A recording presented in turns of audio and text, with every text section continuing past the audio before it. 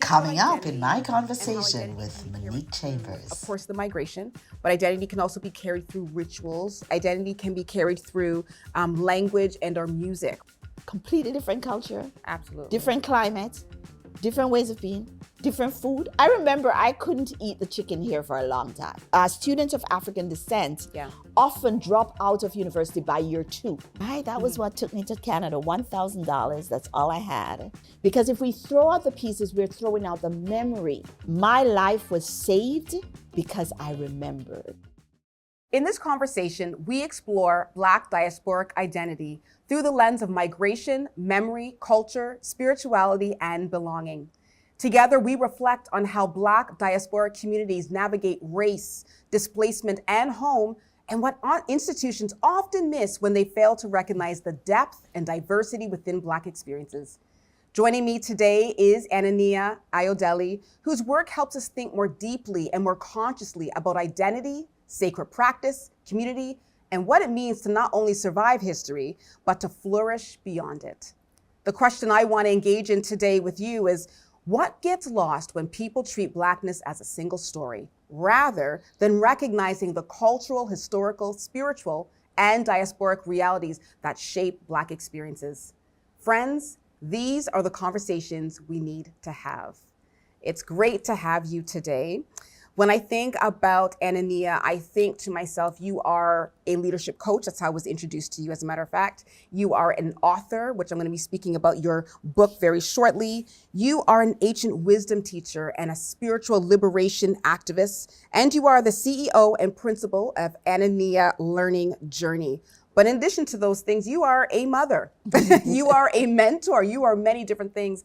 But I want to know, who is Aina-Nia underneath all those titles, and what experiences shaped you into her? Yeah. So first of all, Monique, thank you so much for understanding the need for this experience, the need for this conversation. I see this as such a gift. You know, I see this as such, this is a beautiful gift there's a gap that it feels to me that you're filling. Oh, that's beautiful. This misunderstanding, this incompleteness of what all of this means. So the question you ask me, who is Aina-Nia under all of that? Yes. And what shaped me? Loaded questions. Loaded questions. So I would, who am I? I often just say, I'm this little girl from Kingston, Jamaica. Kingston, Jamaica. I'm this little girl from Kingston, Jamaica, who used to look up into the sky and say, I am beyond the sky. Oh, wow. I remember at 8 years old, just looking up at the sky. It just seemed so far. But somehow I felt like I am beyond the sky. And I used to say that, not knowing what any of that meant, Yeah.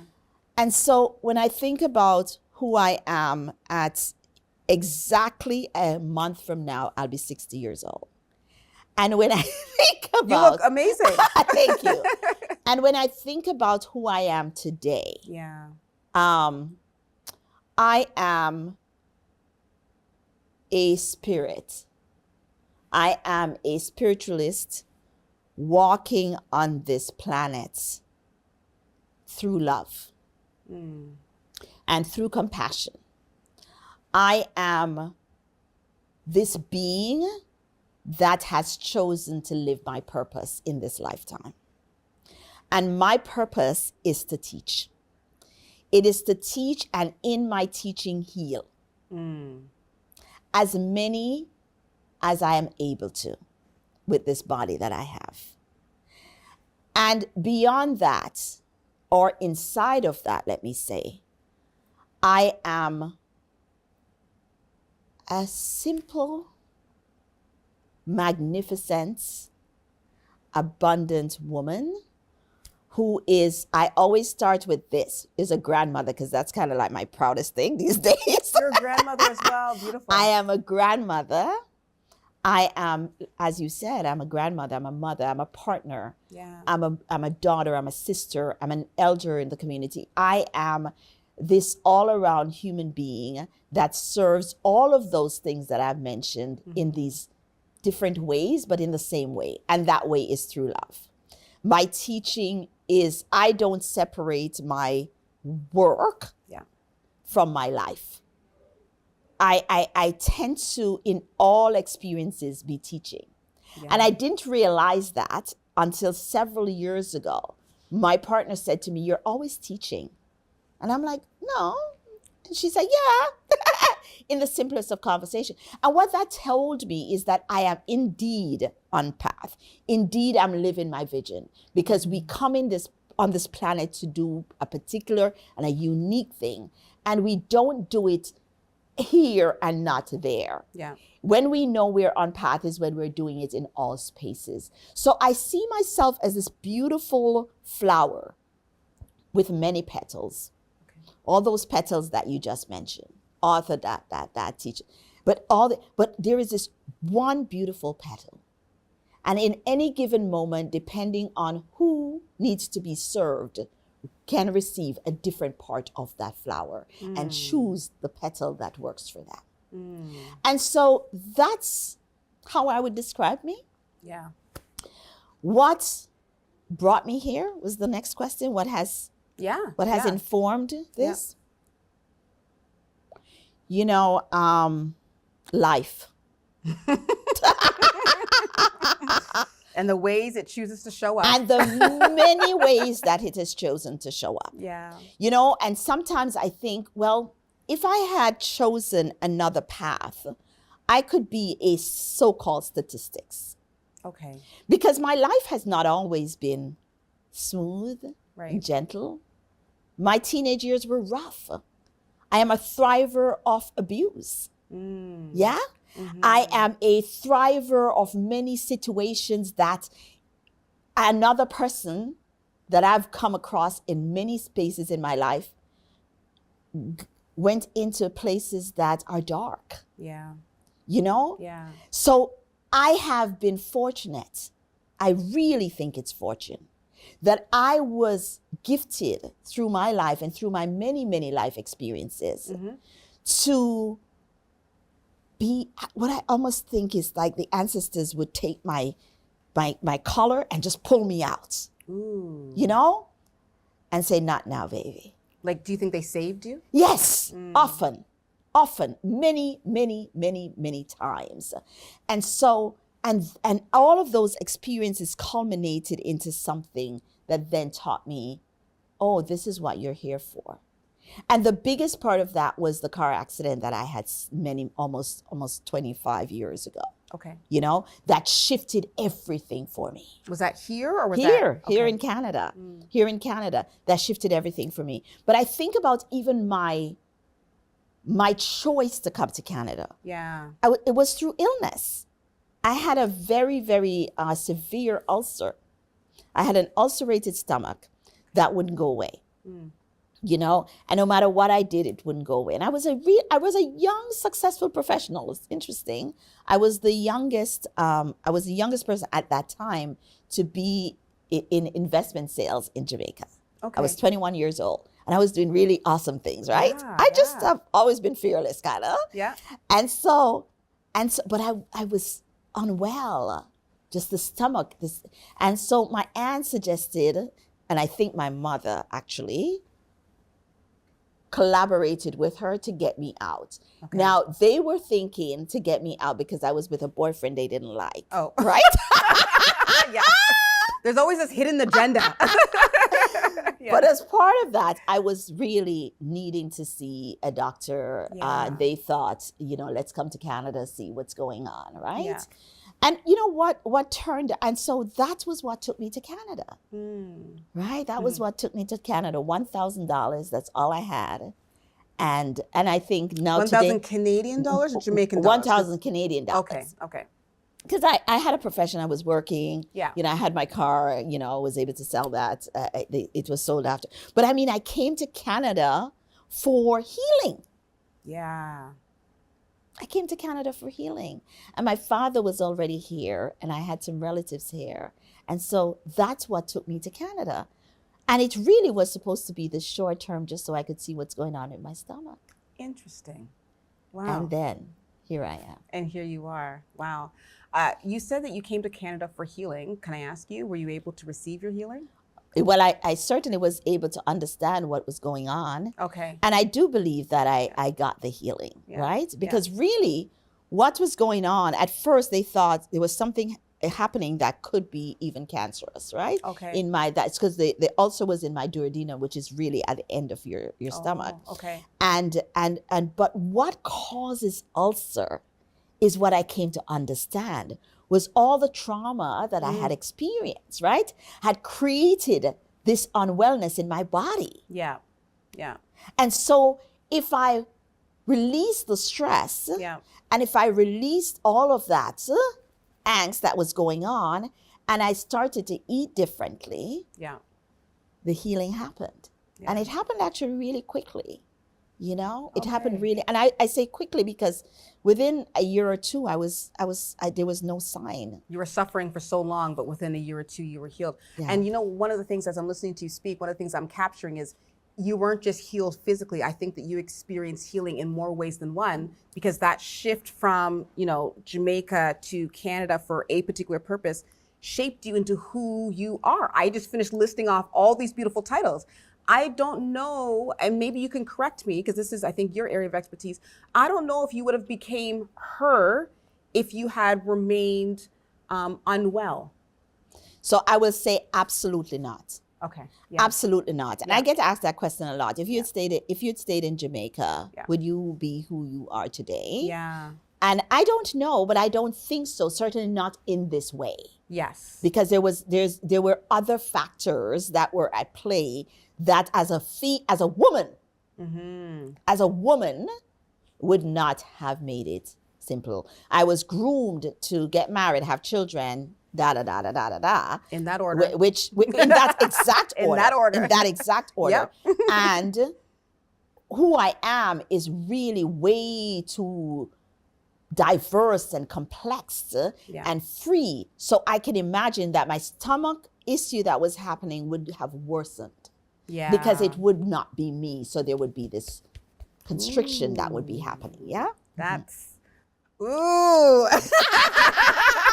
That's good. And we've only just started. So you migrated from Jamaica to Canada. You know, you were coming here thinking it was for one particular purpose, but it was obviously for a much greater purpose. Yes. When you get here, I'm wondering, at what point did you realize that your Blackness was being read differently because of your diasporic identity? You're taking me back, girl. I want to learn all about you. So here's my first realization of that. Okay. So, you know, I've always liked broadcasting, right? Okay. So I thought, you know, I come here and I found this broadcasting school. And I went to the broadcasting school and I thought I did really well. And my first application, and I won't name the media, they said to me very clearly, your accent is too thick. This is not for you. I think you should find another career. Wow. And they also did say that I was pretty. So I guess they were okay. I could probably on camera. Yeah. But my accents, I thought, wow. So I am other. Mm-hmm. Yeah. I won't fit in here. Yeah. Yeah? Yeah. I won't fit in here. I better go find something else. And I did. I just totally dropped that belief, that dream, that vision. I was broken. I was so broken. Because I've never been told that I've always been commended on my voice growing up. So I've never been told that how I speak was unacceptable. Yeah. Right? Yeah. How I spoke was unacceptable. So that was like, whoa. So that communicated to you that you don't belong here. Absolutely. You didn't have that issue of belonging in the same way in Jamaica, but when you came here and you're now applying for a particular job, you're told, no, you don't belong here. No. Wow. No. What did you pivot to? Oh, dear goodness. So I became an administrator. Yeah. So you're not even using your voice anymore. No, I became an administrator. I mean, I was moving papers, right? in a financial sector, because I was familiar with the financial sector. Yeah. So I was good to hire. Yeah. And then shortly after that, my second realization was one day I walked into the office. I'll never forget, this was a Monday morning, and they called me into the boardroom and fired me. And this was the outcome of the week before. I was new to the organization. So they would put your name and your picture up. I was the only Black person, the only person of color. And here was my photo. I remember seeing it first and thinking, oh, that's so cute. They put my photo up, new in the office so people know and all of that. And then I went in early one morning and there were needles in the eyes and the mouth of my photo. Oh, no. And so being the Jamaican that I am, I decided they needed to deal with this now. That's right. Right? so I went to the manager and I said, and she started to laugh. She thought it was funny. And she said, Oh, wow. And I thought, this is not funny. Wow. And you must understand, I was early 20s. I know, because I'm trying to figure out the time frame. Like, are we talking, like, what year? We're talking the 80s. Okay, that's what I was thinking. Okay. So we're talking, no, we're talking really late 80s. So late 80s, okay. I came here, so this is early 90s. Okay. So it's like 1990. Okay. This is like 1990 for sure. Okay. And so she didn't pay me any attention. So 3 days later, I went to the vice president, knocked on his door. And I said, this has happened and I need an apology. Yeah, something needs to be done. Hey, in Jamaica, I can say that. I can go to anybody. I was raised to say I can talk to anybody, anywhere, anytime, anyhow, right? Yes. That's how I was raised. That's right. So that's how I was nurtured. Yeah. So I didn't think there was anything wrong with that. I said, I think I need an apology. This is so wrong. Mm-hmm. This is this is unjust. This is unfair. Yeah. And he said, okay, I'll deal with it. Nothing. The next thing I knew is that I was getting a beautiful letter that said they no longer needed my service. Wow. Broken again. Oh, man. I spent about a month on my couch in my robe. And my father was a politician. My father was an activist. So he kept saying to me, this is human rights. I was going to say, this is where you get it from. This is where you get it from. We are taking it to human rights. And I was so broken, I couldn't even do that. I was going to say, you didn't even have the fight. I was so afraid. Yeah. I was so afraid. And all I wanted to do was go back home. I just wanted to go back home.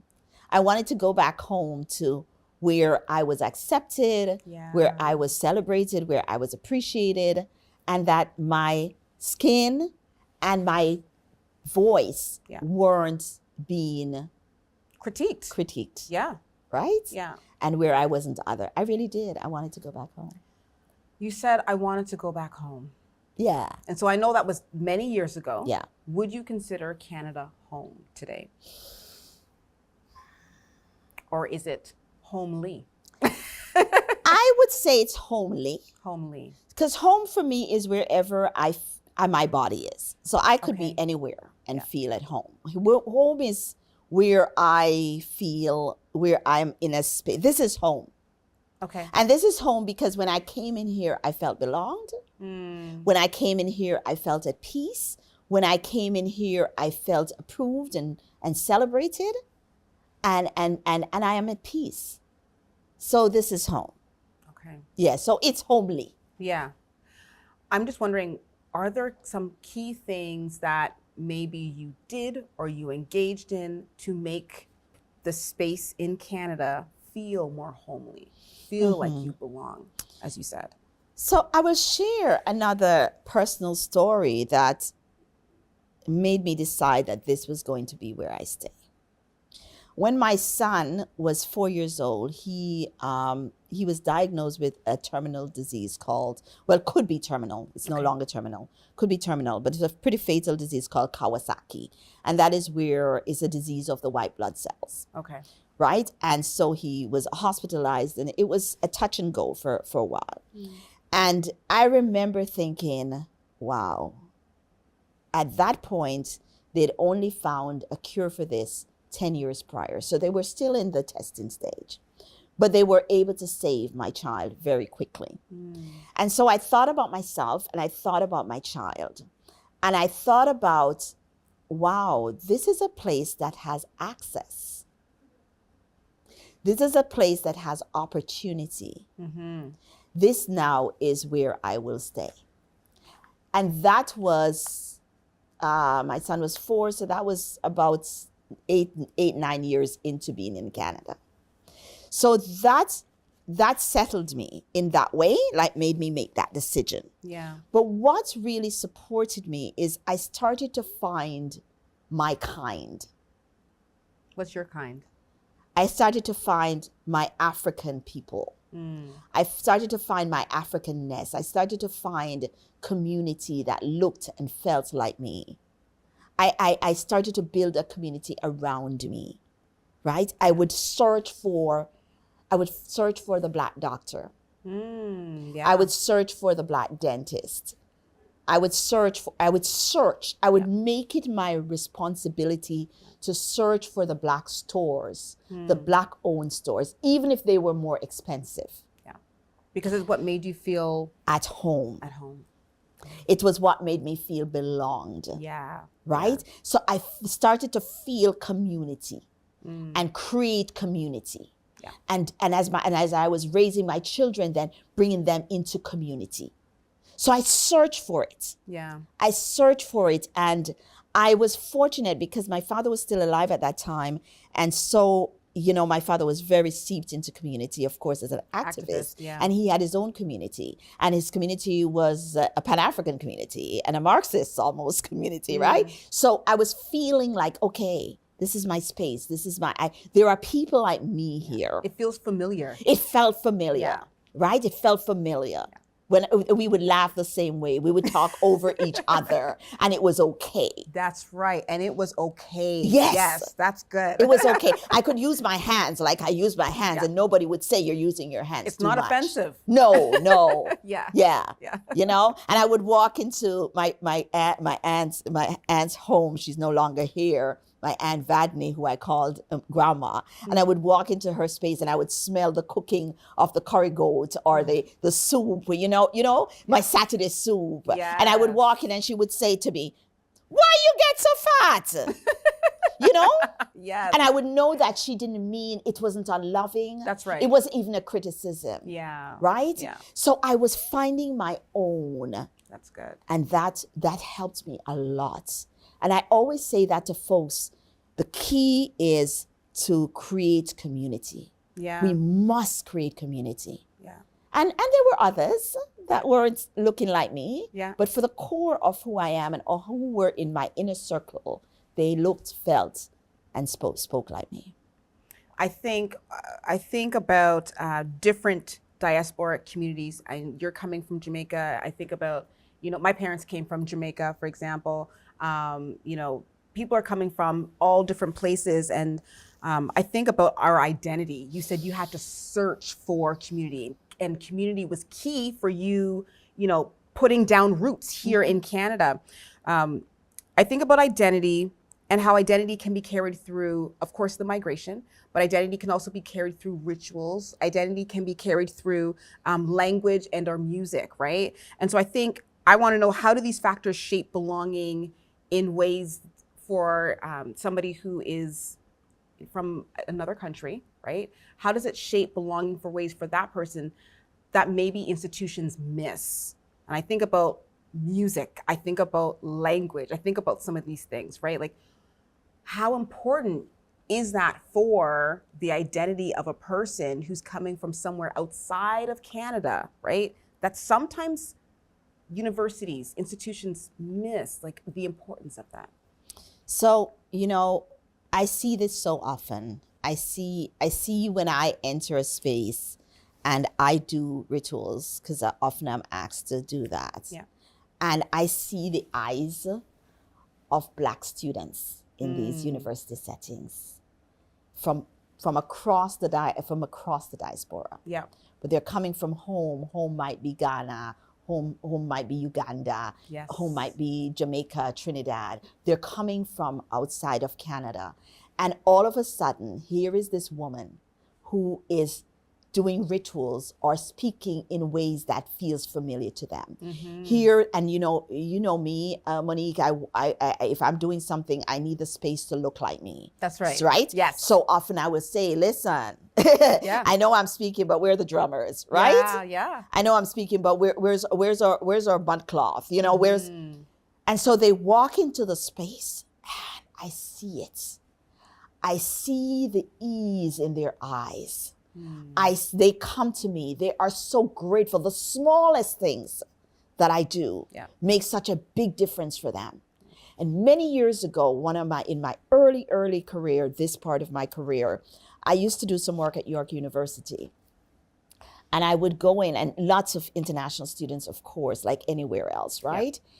And I would go in and I would do work. At that time, I would do some work at the Center for Trans People, but everyone was invited, right? Yeah. And so I would go and I would be in these circles, and these young people would cry on my shoulder, just grateful to feel home, just grateful to feel belonged. But I also heard the stories of things they had self-destructive behaviors they had taken up to fill the holes. Ooh, like what? Eating disorder. Oh, okay. Body harm. Yeah. Drugs. To fill the fill the hole, the missing gap of feeling unbelonged. The missing gap, the missing space that they didn't feel themselves. They couldn't see themselves. They couldn't feel themselves. That impacts your studies. Absolutely. And so we know that Black African students of African descent often drop out of university by year 2. This is data. I'm not talking out of terms. This is data.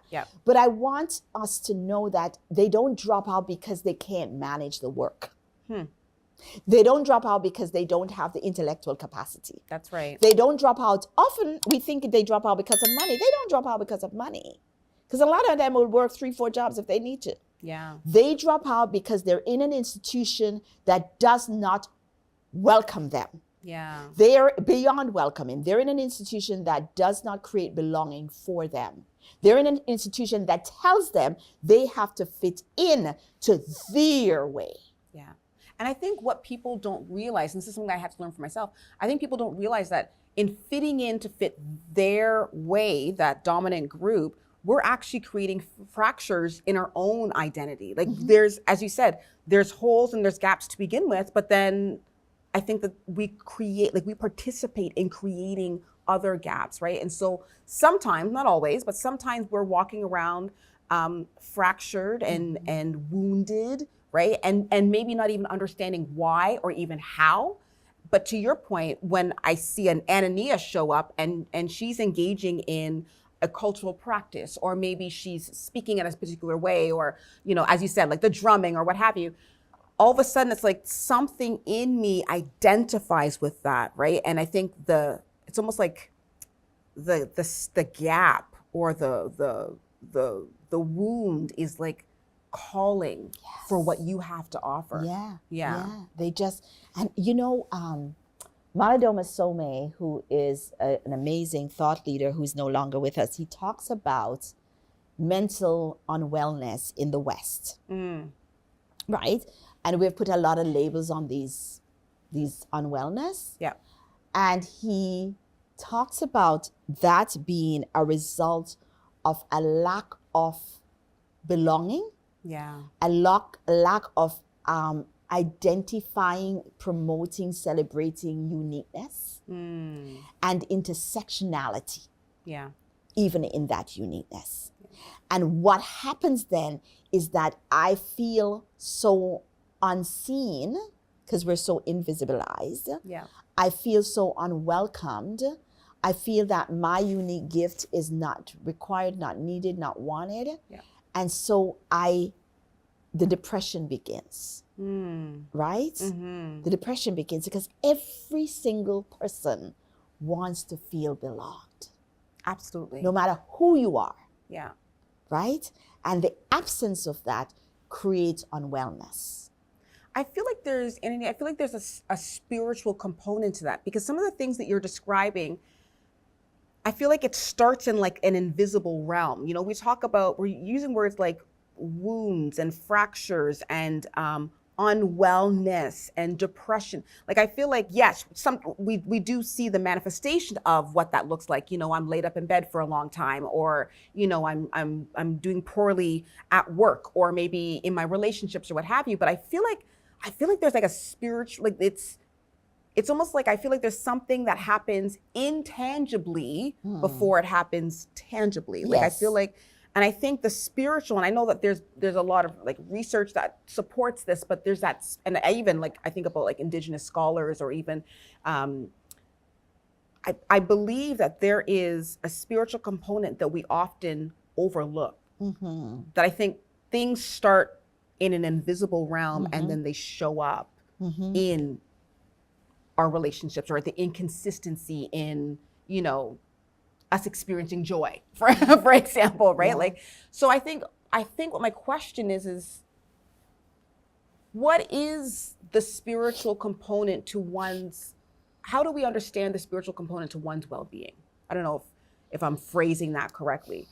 How important is the spiritual aspect of a person in experiencing life to a full degree? Yeah, that's a really good question. You know, the absence of spirit in our beingness begins the fracture. Yeah. Right? So if we can respect and honor that you as this being that I am seen in this physical space, Right. is beyond that. Is Yeah. beyond your height, your hue, your all of that. If we can understand that beyond that is the spirit person, is the spirit self. Yeah. The spirit self that is then connected to the emotional self, that is then connected to the mental self, that informs the physical self. The absence of any of those things is a fractured person. Because they're all interconnected. It has to be. Yeah. You know, one of the things that we as African people created and celebrated is this thing called yoga. That was then taken. I'm so happy that our Indian relatives took it to the West, and many of us have forgotten it. But the point of yoga, the alignment of mind, body, and spirit is really what yoga is about. And what our elders said is that this was critical. So it's just part of your spiritual nurturing. Okay. Is this on making sure that my mind, body, and spirit are all aligned. Right. And what our elders said is that when our mind, body, spirits, and emotions are aligned, we are able to be more successful. Yeah. Because we're able to make better choices. We're able to walk stronger in the world. Yeah. We're able to be more innovative. We are able to, everything gets easier. And so this was a piece, and that's just an example of one of the things that one of our philosophies that is so key. And of course, the other is what you just talked about, which was community, Ubuntu, right? Yeah. So the spirit self, understanding the importance of nurturing our spirits. You know, this Western world, we talk a lot, and even especially in institutions like university, there's a lot of nurturing of the intellect. Yes. Right? Yes. There is even nurturing of the body. Yeah. Right? So there's support around that. But where we fall, and there's even nurturing of the emotions. Where institutions such as this fall down is they have attached the nurturing of spirit to religion. Okay. And therefore they are, because there are so many different religions, Yeah. right? Many institutions don't want to get caught into any of that because they've misunderstood the spirit part of it, right? Right. And they have determined that spirit equals religion, therefore let me stay away from that. Yeah. And there is no nurturing of spirit. Yeah. But I want them to know that has nothing to do with spirit. Yeah. Religiosity is separate. There are tenets that rule different religions and so on. Yeah. My spirit, the nurturing of my spirit is the loving of self, is the compassion for self, is the connection to my intuition where I can trust that if Monique calls me and say, Aina-Nia, I want you to do this, I can check in with my spirit self, my higher self, and say, is this the best thing for me? Is this the best thing for Monique's vision? Right. Would you say that moving from one place, leaving one place to another, how that can contribute to being possibly experiencing out of alignment, for example? Because people move for all kinds of reasons. Some people are forced out of what they would have considered home. Yeah. Some people are choose to leave, right? A place where they called home, right? And so I am just wondering, just the shifts and change from one place to another, can that cause a rupture in alignment? Yeah, and it's simple, I'll tell you how, a simple thing. I just moved. Yeah. A few months ago. And the moving from one physical space to the next shifted my spirit, right? Yeah. I felt it. It's a lot. Yeah, I'm like, ooh, this something doesn't feel, I'm not feeling myself. Yeah. We'll say, I don't feel myself. That's good. Right? Yeah. And so then I have to recalibrate, right? I have to recalibrate. That was just moving from one city to another city. Wow. So when I moved, or anybody moved, I'm moving from 4,000 miles away. Wow. To a whole different place. And that was the Caribbean. This is Jamaica to Canada. That's easy. Yeah. Right? Yeah. If I'm moving from Zimbabwe to Toronto, completely different culture. Absolutely. Different climate, different ways of being, different food. I remember I couldn't eat the chicken here for a long time. It tasted different. Yeah. All of these different things.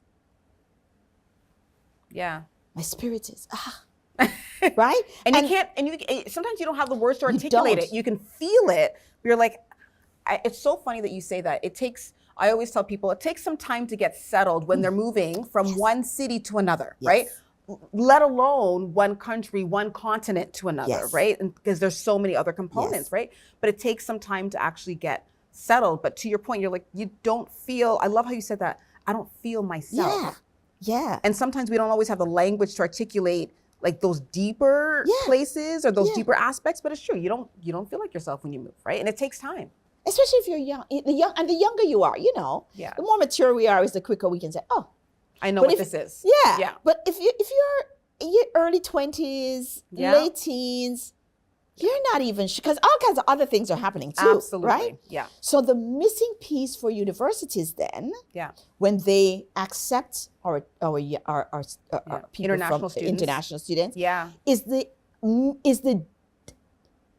dishonoring of that dishonoring. I'm saying it. That's good. The dishonoring of that aspect of this human being.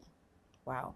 And not putting things in place to support that human being in transitioning and to help their spirit to get settled. It's a missing piece. It's in nobody's budget. It's not. It's in nobody's budget. I love that. It's in nobody's budget. Yes. That was not even a thought. That's right. That is not even a thought. Yeah. Because all we're focusing as capitalists is where's the money coming. Yeah. How they do all of that it's not a thought. Yeah. But yes, your spirit then gets unsettled. And often we need the tools then. Yeah. The tools to reconnect us.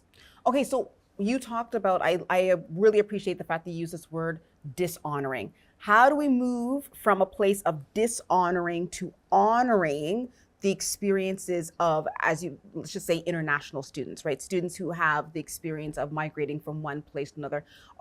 You mentioned tools. What are some tangible things, even if you can maybe come up with one or two, that maybe we can do as an institution that honors the well-being in its totality of that particular person?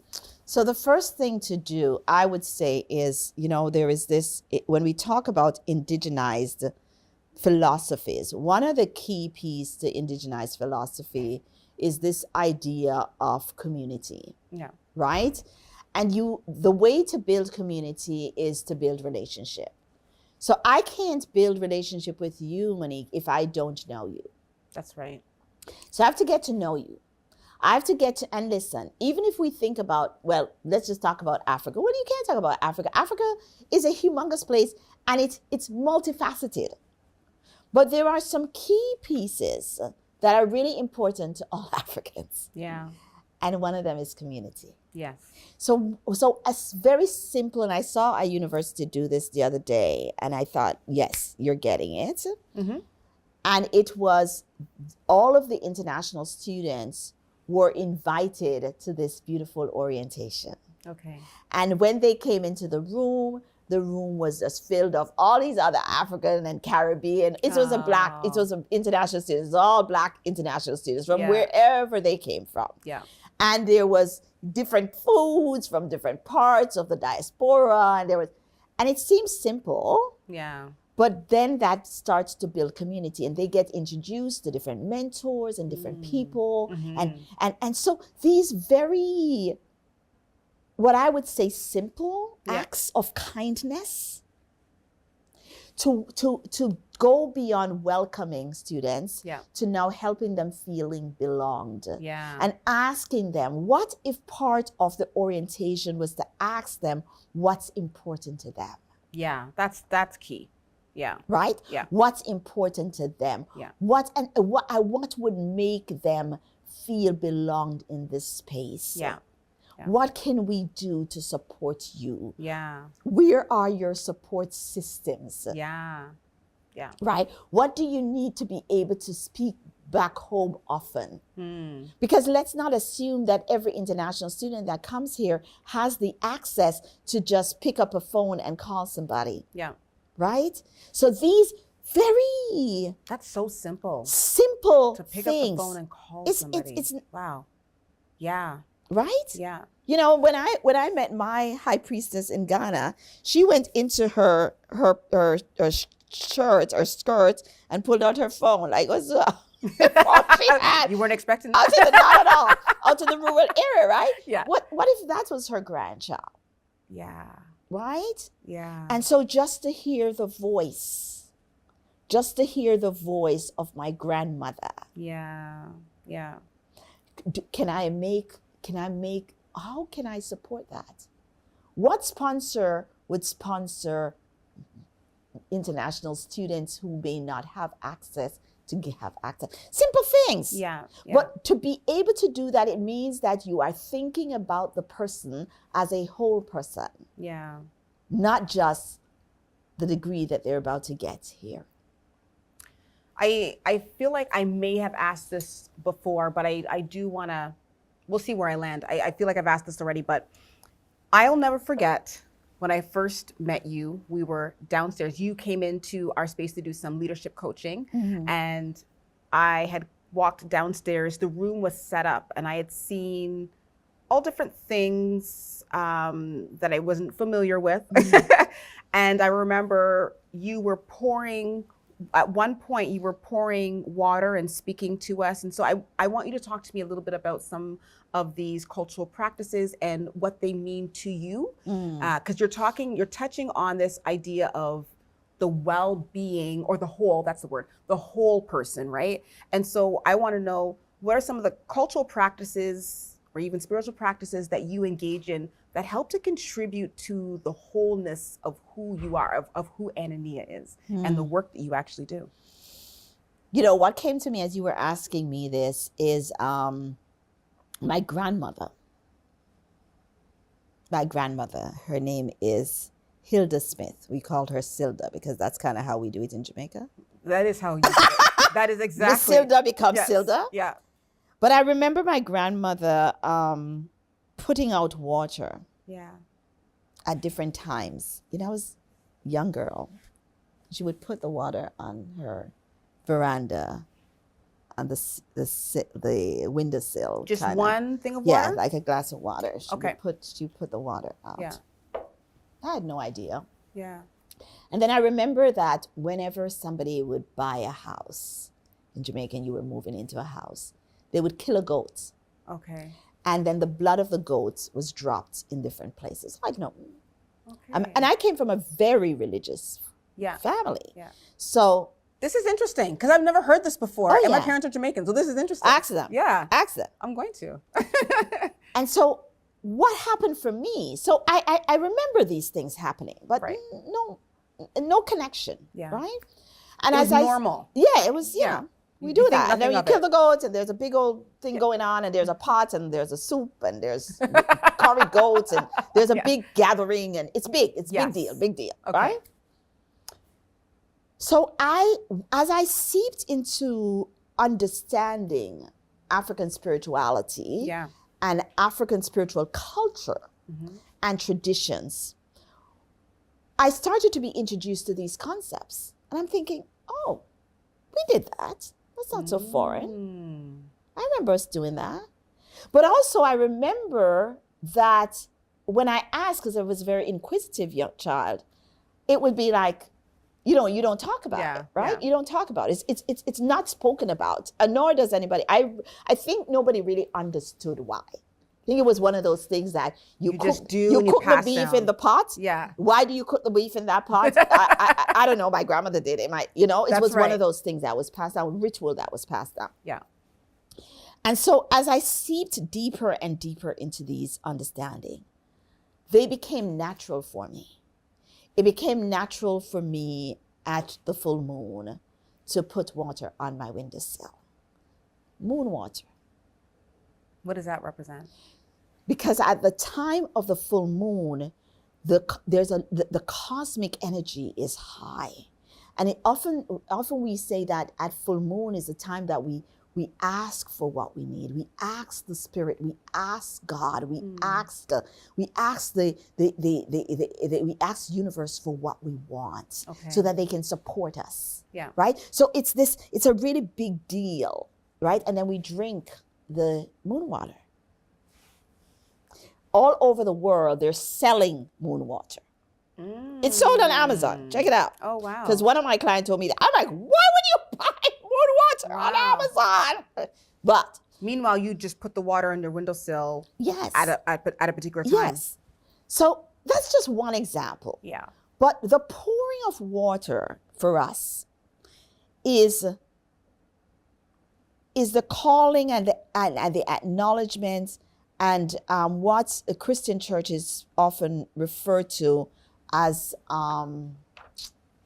my word is leave is but it's the calling in of spirits. It's the calling in of God. Okay. It's the beginning of anything. So we do nothing. Something new. Okay. Yeah, we do Okay. nothing. It's part of any liturgy.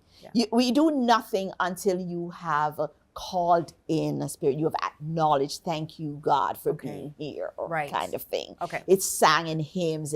For us, it's the pouring of water. The pour for the tradition that I practice. We pour water, but we might throw cola nuts. It's the Okay. thing that says, "Come in and be with me, Spirit." Yeah. Right? Yeah. Come in and be with me, Spirit. It's a ritual. So it could be cola nuts. Indigenous peoples of this land, they smudge, and there are parts of Africa where we do that as well. Yeah. Right? That's what that is. Yeah. That's And interesting. so it's this, for me, it's the saying, Spirit, walk with me, Spirit, be with me. Yeah. Welcome. You are welcome in this space. There is a practice that I do where I said, I breathe and I say, Spirit, come. Spirit, come, be with me. And so it's simply a ritual of that. So that's the water. But many of the rituals that I practice are tremendously meaningful. They're not slight at all. Yeah. They're not slight at all, and they mean a lot to me. The use of coconut, many traditions across the world use coconut. We use coconut. Well, our elders often say that coconut is so special and so amazing. Nobody can tell how the water got into the coconut. Nobody can tell how the water got into the coconut. Yeah. Right? So coconut is a very important element that we use a lot. Salt is another element that we use a lot to remind us that we're the salt of the earth. Yeah. Right? So you might see me, you might come to my house, you might see me somewhere, and I am sprinkling salt or I'm touching the salt. Thank you for reminding me that I am the salt of the earth. Yeah. So therefore, if I knew this when I was told my accent wasn't good enough. I was going to say, now I'm making the connection. Absolutely. Yes. If I remember this, if I knew that, if my mind and my body and my emotions had known this, I'd remember this because I know, my spirit knows. Yeah. I would be like, you have nothing on me. You got nothing on me. I'm the salt of the earth. Yes. You got nothing on me, right? So these rituals that support us. Yeah. And what the colonizers did, though, Monique, is that they made sure that these practices were demonized. So our people have demonized them, right? Our people have demonized them until we start to remember ourselves. And that's why when I go to places, students, international students will get happy because they remember they do that back home, regardless of their religion. Yeah. These things are basic practices that they do. So we're talking about memory, and I'm thinking about your book. It says the title is Self, an Inner Journey to Remembering Your Power. And I remember looking, this morning I was looking at the fact that remembering, some of the letters are capitalized, which means there's an emphasis on remembering. It's actually really important. And I actually wrote down, why is memory important to one's identity, which I feel like you're already touching on. And so I think what I also want to ask you, though, is do you think memory sustains communities? Do you think memory helps to sustain, Black communities, Black diasporic communities? How important is memory? Very, very, very, very important. We must remember who we are. You know, my nephew who lives in Jamaica is migrating to the States. And I sat with him when I was there last week, and I said, I'm going to tell you what my father told me when I migrated. Remember who you are. Never, ever forget that you are a son of Africa, born in Jamaica. Those things are critical to who you will be and how you walk in this world. Memory is very, very important. Monique, let me say this very clearly. My life was saved because I remembered. I felt that. Wow. I remembered that my people are way beyond the transatlantic slave trade and the Arab slave trade. I remember that before we were colonized, we were people who created things from nothing. We were people with lavish abundance. Before we were colonized, we understood how to go to the water and speak to the water and let the water speak to us and heal us. Yeah. I come from a people who understand that healing is not a temporary thing that happens in crisis. That healing is an everyday experience because we are in this physical body. That's so good. That's so good. Yes. Remembering saved my life. Wow. And that's why I do this work. I feel like I need to take a moment and just, that was good.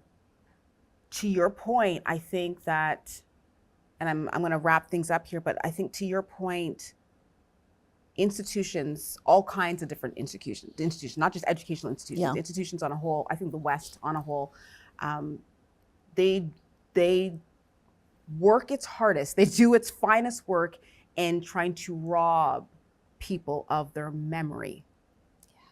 And if we're looking for stories, if we're looking for our identity in books, you may not find it. Yeah. Because they're after your memory. Yeah. Right? And so to your point, I think it's critical that we pass the stories down. I love how you were able to share that. Was it with your son or was My it nephew? your nephew? You were able to share that. Mm-hmm. That isn't always something that can be captured in a book, right? So it's critical that we are having those conversations with each other to preserve memory. And one of the things I'm connecting even now is when we preserve memory, we're actually preserving identity, we're preserving communities on a whole. That's so powerful. I want to close with imagination. You talked about surviving history. You were talking about that in one way or another, right? Surviving history, surviving what's been told to us, not necessarily by our own people, right?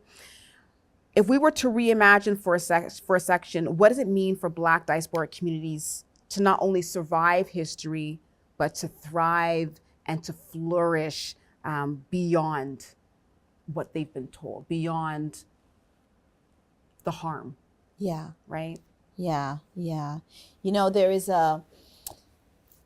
There's a piece that I teach often about, and it's from the Bible. Don't ask me where, I just remember the story. There's a whole story about the broken clay, the pot, right? The potter, yeah. The potter. Yeah. And in that story, my interpretation of that story is how the clay was then put back together. Yeah. And formed its own identity. Right? And so for me, it's about us understanding, yes, there's been a lot of brokenness and continue to be. Yeah. Right? But I invite us to know that we are a people who know how to put the broken pieces together. We are throughout history. Yes. Right? And that is not lost just because we're in this moment. And so we can and we will put the pieces back together to make whole. The key, though, talking about memory, is that we are not throwing out the pieces, yes? Because if we throw out the pieces, we're throwing out the memory. So we have to preserve the pieces. We preserve the pieces and we make them something. We bring them back together. We put them back together and make whole. Because in fact, we are whole people. And so for me, my constant message to my people and to all people who were oppressed